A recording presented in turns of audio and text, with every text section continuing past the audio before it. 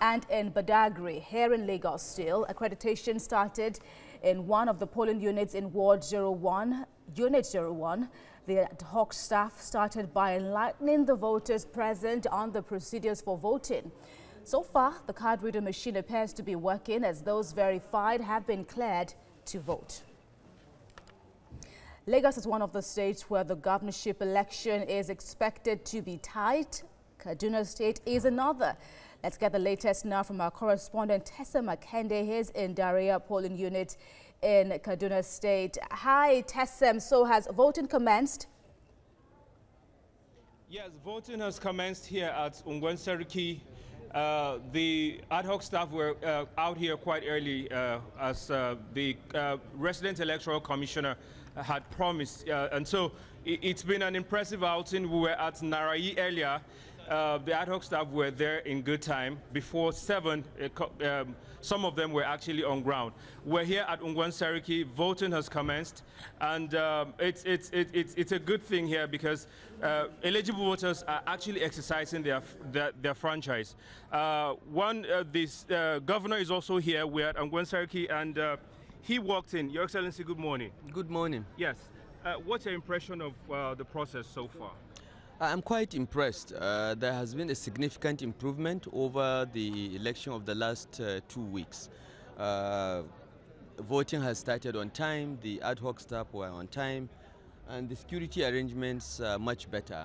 Last week, 2 weeks ago, we had just 1 or 2 uniformed personnel. But today I can see 4 or 5, which is a major improvement. Secondly, the voting started at 8 o'clock. 2 weeks ago, voting did not start until around noon because there are problems with the card reader and so on. But looks like INEC has learned from the gaps of the last 2 weeks and has made efforts to close the gaps. And the security agencies are also out, very visible, and giving people comfort to go about the process of voting in a very peaceful way. And we are very, very pleased. And the reports I'm getting across the state are similar. Okay. Almost all over the state, this process is going very well, started on time, robust security arrangement, and people are feeling safe and secure. All right, robust security arrangement, Your Excellency. You are the Chief Security Officer of the state. Kaduna has, over the years, we've had a history of electoral violence. Yeah. As the Chief Security Officer of the state, what assurances are you giving to the voter in Kaduna State? Well, I have said so several times before, and I broadcast to the state yesterday to assure everyone living in Kaduna that we have put in place a multi-level and very, very secure arrangement to ensure that every voter can vote without any intimidation, without any risk of voter suppression.